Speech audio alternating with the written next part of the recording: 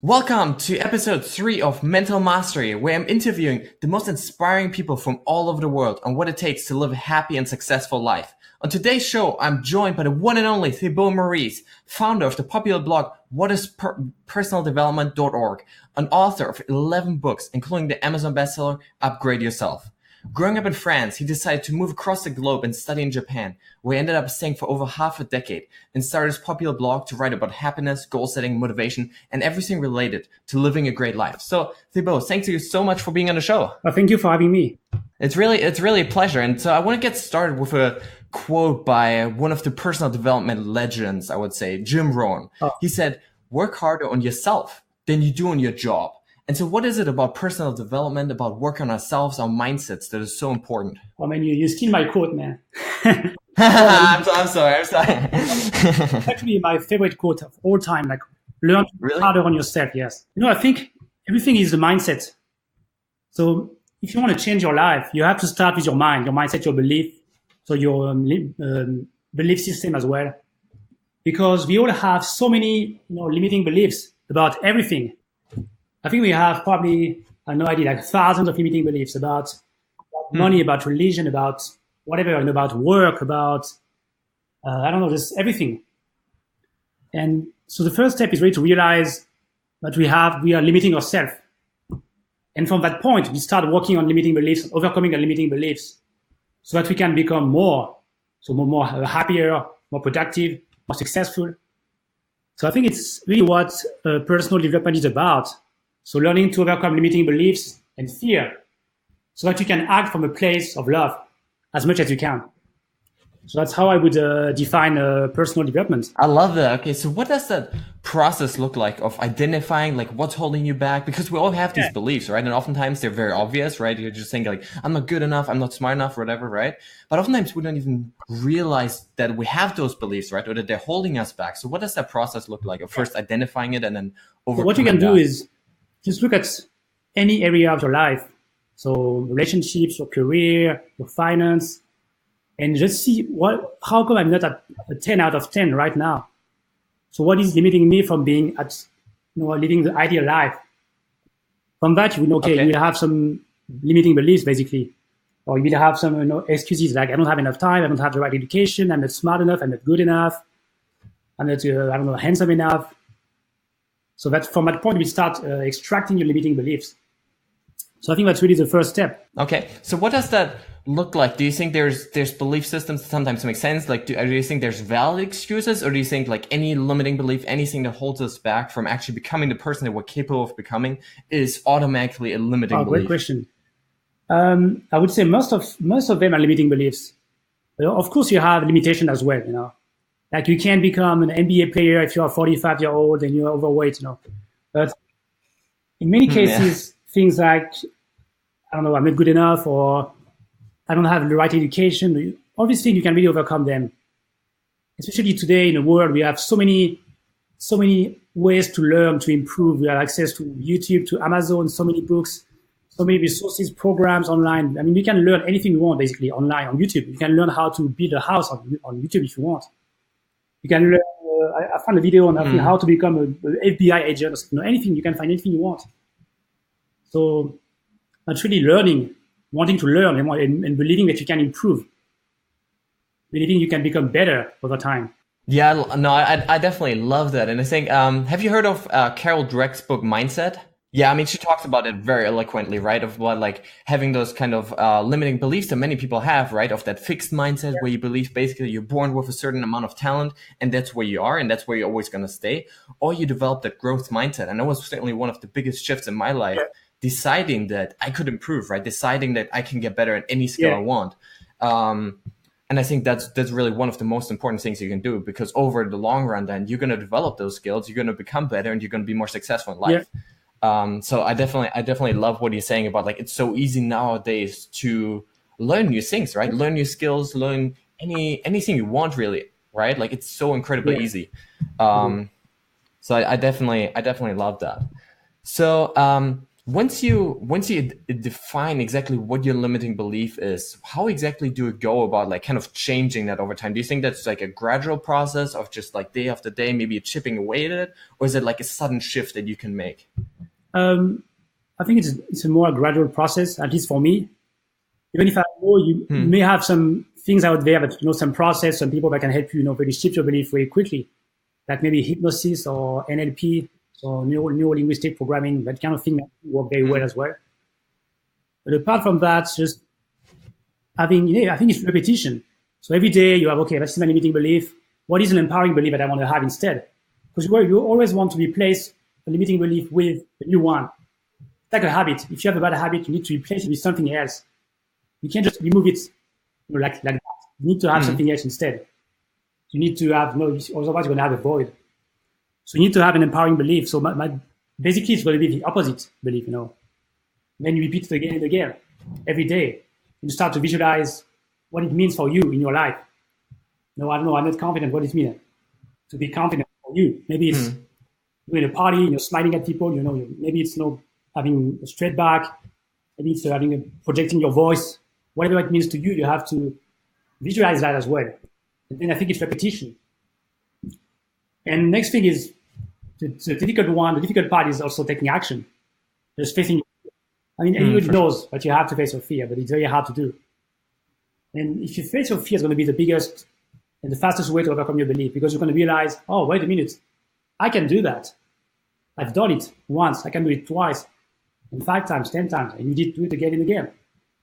And it becomes a habit. So yeah, so that's how I think about limiting beliefs, how you can overcome them. Yes, it's really about getting started, right? I think that's what most people, that's what stops most people from ever doing anything, right? They get so overwhelmed with like this big, massive thing, this big, massive goal of running a marathon or achieving this huge goal in business, whatever, right? So that they never get started. And so I love what you're saying about just get started and do it once or twice, overcome that fear in the beginning.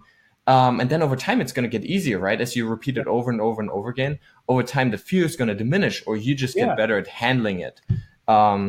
So I love the point that you're making. Yeah. So when did you start your own personal development journey? I would say 2013. So like 5 years ago. So was that right when you were in Japan in that moment? Yes. So that's basically, I applied to go to do MBA, so business degree in Japan in English. And I bought a book before that. It was called Personal MBA, because I wanted to study it a little bit before. And there was a list of books in that book. And one book was an audiobook from Jim Rohn, basically. So it was The Art of Exceptional Living. And one more was Lead the Field by Earl Nightingale. Oh, wow. So I bought these 2 audiobooks, and I've started listening to them like, I don't know how many times, 10, 20, 50, 100 times, every day. Wow. It was really hard, my journey, my personal development journey, I think. So you really conditioned yourself every single day to think differently. Every day, all the time. I love that. And so sorry? It's repetition again. It's repetition for sure, every single day. I love that. And I mean, you're putting out so much amazing content on your blog. It's really incredible. And also all the books you've written. So you talk a lot about developing a mastery mindset over a dabbler mindset. What do you mean by that? So first of all, it's not something I invented myself. It's something I think Tony Robbins is big on. So the big guy in the industry. Also, Stefan Pilarinos from Product Life Mastery. I love him. A lot about mastery mindset. So I really realized, thanks to him, how important that is. Because most people they have they want to get rich quick. They want to lose weight in 2 weeks, whatever, in 30 days. But it takes time. I like to say anything of value takes time.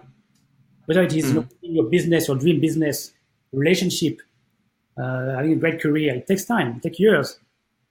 And you need to really get into the habit. Again, repetition. You want to master, you have to repeat. Because a master is a master of repetition. And think of martial arts. And Bruce Lee has this quote, I do not fear the man who practice one kick. 10,000 kicks one time. I fear the guy who practice 10,000 times one kick. So it's really, it's way more powerful to focus on one thing and to go deep with it. Yeah, for sure. I think, I mean, mastering life really comes down to like mastering one area, maybe two areas Yeah, of your life, right? And really choosing to get amazing at that yeah, rather than dabbling in so many different areas. And I think that's oftentimes very tempting to do, right? yeah, To have like this kind of shiny object yeah, syndrome where we're always chasing the next thing, always chasing the next thing. And I've certainly done this in my life yeah, before starting this podcast here. But I think mastery is really about just choosing to commit, right? To like what exactly you want. yeah, yeah. So I definitely love that. So what does that process look like of seeking mastery? Like you mentioned, think long term. Yeah, So don't look for yeah. like the short term things. Think long term. Are there any other things we should look for? Yeah, so for instance, let's say you want to lose weight, just you find one way, find one diet or one program that works. You find the best you can find online or what, or ask someone, Then from that point, you stick to that program, stick to that course until you get results, basically. Because if other people are getting results, you will get results, and you have to. Why not? So Yeah, that's what they say. That if other people can do it, I will do it as well. Just a matter of time and repetition. And maybe I'm not that smart. Maybe I need more time. That's fine. Spend more time. Take your time. But believe, have the faith that it's going to happen at some point or another. In the long term thinking again. Yes, I think that is so important. I mean, there's this amazing quote by Robin Sharma. He said, "No idea works unless you have the bravery to do the work." And I think that is so key here. And I think that's also what you're touching upon is like programs work, right? Like if you have a program that has Yes. helped thousands of people, you know it's going to work. If you have a diet that has helped millions of people, you know it's going to work. And the only thing that's stopping people is actually doing the work, right? Actually trusting like, hey, this thing is going to work, and then doing that, right? Yes.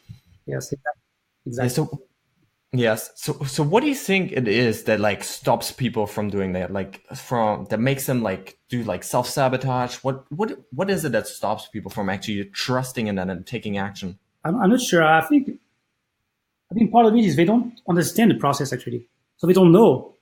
Because if they have the wrong assumption, they have the wrong belief about success, about how it works to master something in your life. So they try something, they have some setbacks, they say, oh, it's not for me, I'm not smart enough, forget about it, I give up. So I think it's a wrong assumption they have about success. So that's why I like to talk about the process of success, how it works, how do you need to think in order to achieve any goal in your life. So wrong assumptions is one. Maybe just, yeah, Yeah, that really seems to be a recurrent theme, right? Like having the yeah, right beliefs in your mindset. life. So what are some of the beliefs that you have adopted over time that have really served you well? Yeah, I love that. I have belief like everything is learnable. Anything I want, it doesn't matter what it is. Love that. Everything is possible. So I try actually to have the assumption that potentially anything might be possible. Even if I don't know how to make it happen, just hold the idea that it's possible for anything to happen. It's way more empowering than having some belief that will, limit your perspective about what you can do. The one belief I love is what I adopted like, I don't know, maybe a couple of months ago, is that success is inevitable. So just believing, okay, I learned I that from a love coach, that. a guy, I think, Christian Michelson. And I realized, yes, that's great. That's amazing because I used to say to myself, okay, success is highly predictable. It's highly likely if I use the right process. But then I said, why not think about success? Just believe that success is inevitable. Why not? So it really shifted my belief, my perspective on life. So I love that belief, just believing it's inevitable if you do the work and you follow the process every day. Yeah, I'd absolutely love that. I mean, I know we talked about Tony Robbins before, and he has this process of modeling, right? So seeing like Yeah. who in this world has like exactly the outcome that you want, who has achieved the result that you want, and then simply following their Yes. footsteps, like their footprints, right? Because I Exactly. mean, nearly every results, like you said, like whether it's running a marathon, being successful in business, someone as well has already done it, right? I mean, most of us aren't like trying to reach Mars or land on like some distant planet. Most of us are trying to achieve results that millions of people have achieved before. So I love that the thing that like, hey, it's predictable, right? Like if you do the work, you do exactly what other people have done, and you're gonna get the same results. So I love that. Do you have any other beliefs that have served you well? Yeah, one I like is I can get better. I mean, I will get better. I will get better over time. Just a matter of time. So instead of thinking, oh, I'm not good enough, I like to say, I'm not as good as enough as I want yet. I'm not so important. The yet, not yet, but I will eventually get better over time. Make a big difference. Not yet, but I will. That you're gonna get better, yeah. So I love that, but so you also wrote a book called Master Your Emotions, and in that you talk a lot about several strategies for mastering emotions, right? Whether it's sleep, using your body, using your thoughts. So what are some of the things that we can do to master emotions? Because I think emotions are really the juice of life, right? And the emotional state that we're in that moment is really gonna reflect on the outside, right? Because when we're pissed off, we're angry, we're frustrated, we're gonna act very differently than when we're excited, we're passionate, we're happy, right? And so what are some ways that we can learn to master our emotions? Again, I would say repetition. I think it's good if you have the theme for this podcast. So it's going to be repetition, repetition. So Oh, for sure. this is how I think about a very simple formula for emotions. So in my book, I mentioned the formula, which is interpretation plus identification plus repetition equal strong emotion. So basically, you have something happens to you, or you have certain thoughts, and you have an interpretation of it, which is your story about your personal story. Maybe I'm not good enough. That's your interpretation of the thought something happens to you. Then you identify with that thought, which create emotions. And then if you do that consistently, you're going to have this emotion that you're not good enough. So we can do the same for if you want to have more empowering beliefs or emotions, the same thing. You start your day with gratitude, gratitude. Okay, what am I grateful for? I do that every day. So I listen to some music. I thank people in my life.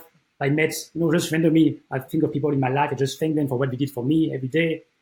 And that's just how I learn to be more grateful. So it's, again, repetition and emotions. So that's how I think about it. Yeah. No, I definitely agree. I think we're really the product of our habits, right? Of what we do every single day, because not just what you do once in a while that really affects your life, but really what you do every single day, what you, like you said, repeat every single day. I think, gratitude is obviously huge. Do you have any other things that you do to really master emotions every day? I do sometimes affirmations. I also have what I call a kind of not gratitude journal, but I have a journal where I write down any message or something told me, a positive review, a compliment, anything. I just write it down in that book. And sometimes, not every day, but I go through the entries in the book, in the journal, and I just, I appreciate it. Oh, you look back and do you use that as like a confidence builder just to like make you feel more grateful? What do you do that for? I think it's gratitude and also confidence both. So I look at it. Nice reviews I got, people who told me, keep inspiring the world, or keep going, you're on the right track, or whatever, Or with Brian Tracy, testimonial stuff I also put in the journal, right? Oh yeah, that's exactly the next thing I want to talk to you about. Because Brian Tracy, one of the personal development legends, actually reviewed your book Goal Setting, right? So what's the story behind that? Actually, it's pretty simple. Like I had in mind, at some point, okay, I'm writing about goal setting. My first book was goal setting book. So I said, okay, if I want to be the best, if I want to be at the top, I need to find a way to get these guys to help me, right? So Brian Tracy, these big guys. So I had this in mind, the idea of getting testimonials. So for a while, and then what happened is that I was listening to a podcast, and he was interviewed. And he said, "If you send me your book, if it's good, I will leave you a testimonial. I will write a testimonial." I do that most of the time. So I say, "Okay." So I put my book. I sent it. I shipped to the United States. I also sent it by email, and I waited for maybe 3 months, I guess, and then he gave me a testimonial. After it took some time, but it worked. Wow, that is so amazing. Yeah, I absolutely love that, because Brian Tracy wrote like 70 books or so, right? Like it's absolutely incredible author in the personal development goal setting sphere. So that is absolutely amazing. Love that. So let's talk a little bit about your own personal story. So you said 5 years ago, right? Or around 5 years ago, is that right? You went to Japan, so you did your MBA, and then you quit your job and became a full-time blogger author now. Is that right? Yeah, so I quit my job back in last year, just a year ago, like almost a year ago. Yeah. I love that. So what are you working on right now? Books. My main focus is books. Like I'm very focused again, mastery process. So I have I have 2 more books that are ready to get published. So this month and next month. And now I'm finishing the third one today. Oh, wow. The third one I'm going to be, actually, I'm thinking of calling it Success is Inevitable as a title. I think it's very, a little bit, bold statement. But, I think it would be pretty interesting because I invite readers to just assume that, even if it's for a week or for a month, assume that success is inevitable for them in their life. How it will change their behavior, their attitude, their mindset. And then I talk about the process of success. So we try to really have some laws, what I call the laws of success. And I have 17 laws. And I talk about also how to master the emotions so that you can keep focusing on the process every day until you reach your goals. So that's what I'm working on, books, basically, right now. Wow, I love that. So what are some of the other laws that you're going to talk about? One is laws of long-term thinking. Again, I think if you can think long-term every day, if every day what you do is for a long-term, like a long-term goal or long-term vision, so it is your diet, or your career, or your finance, every day you think long-term, you'll always be more successful than other people in the long term. So law of long-term thinking. I think it's very important, critical. And one is the law of mastery. I love that. Especially, law of long-term thinking, when you talk about it, it reminds me of this need for immediate gratification that we all have, right? We want to get things, we want to get them right now, right? There's no more patience. There's no more, people aren't willing to actually invest and work on something for many weeks and months, right? And so I think, really long-term thinking, accepting that whatever you're going to do, mastery takes time, I think is so important. And you symbolize that so well. Over the last 3 years, you wrote 11 books, which is absolutely incredible, especially considering that all of them have between 4.5 to 5-star reviews on Amazon. So that's absolutely incredible. And all the work that you're putting out. So what does your daily schedule look like? It depends. So right now I'm in a phase where I edit my book before sending it to my editor. So I spend my whole day editing the book, basically. I read the book again and again and again. So that's what I'm doing now. But usually I do writing. When I write a book, I do writing 1 or 2 hours a day in the morning. And then I do some marketing as well. And and trying to connect with some people as well. So because I only have 3 tasks for me, main task I do, which is writing books, marketing my books, and connecting with other authors in my field. That's it. And I stopped doing everything else. I stopped doing Facebook Live, I don't do social media, I don't do YouTube anymore. Because I realized it doesn't work. It's a distraction for me. So, okay. So you really just figure out the top moves that you need to move forward and then kind of focus on those? Exactly. I call the law of focus, being focused on a big move. Usually it's between 3 to 5 big moves. I think if you know Brandon Burchard. Yeah. Oh, I love him. Yeah.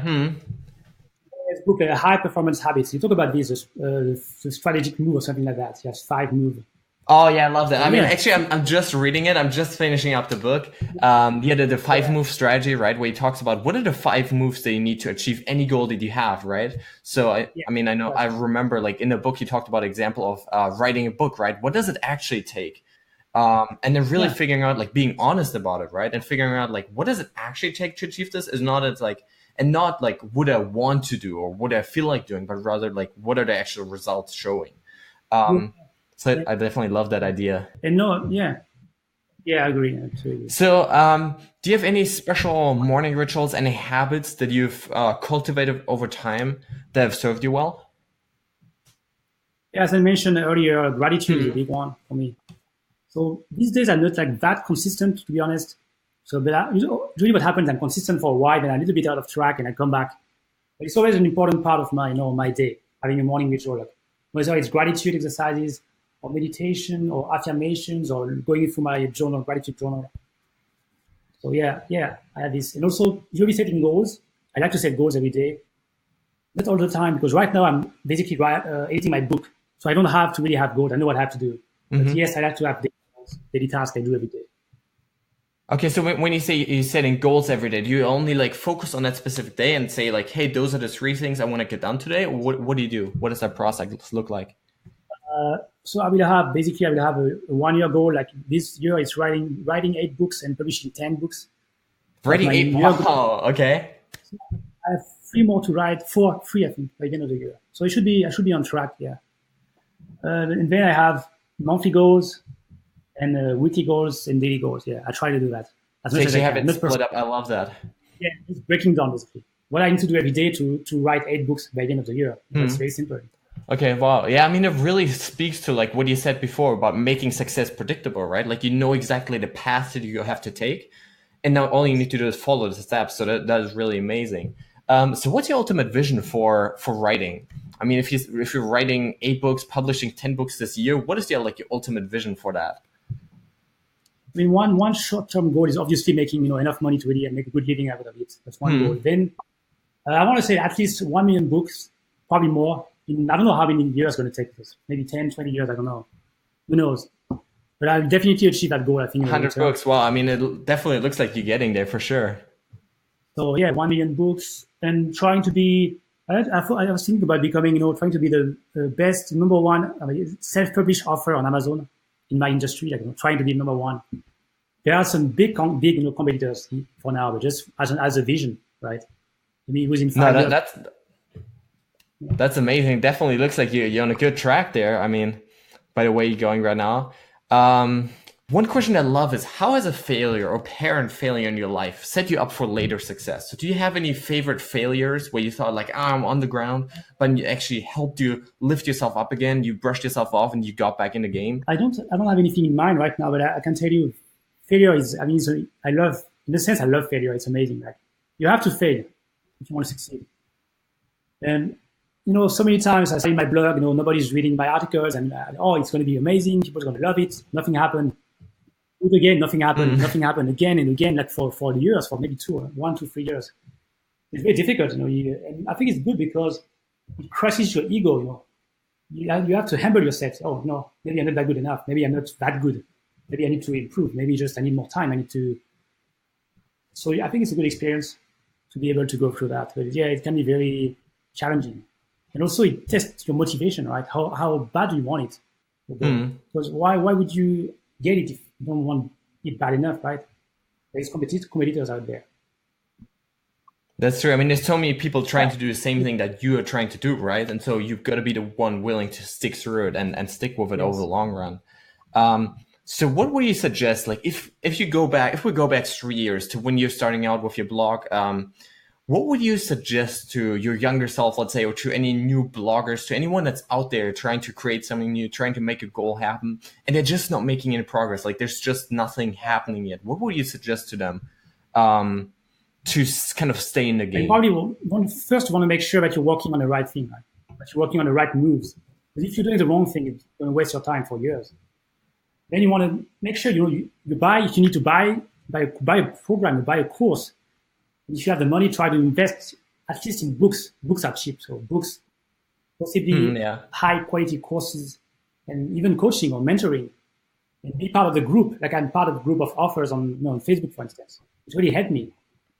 Very important and critical. Is really make sure you're working on the right thing. You have the right move, the right strategy first, and then and then have a process in place. So know what you do every day, know your big moves, and you stay consistent every day for as long as you need, for maybe several years. But I think if you want to achieve a big goal, like a worthy goal, it's going to take 2 to 3 years, maybe 5 years or more.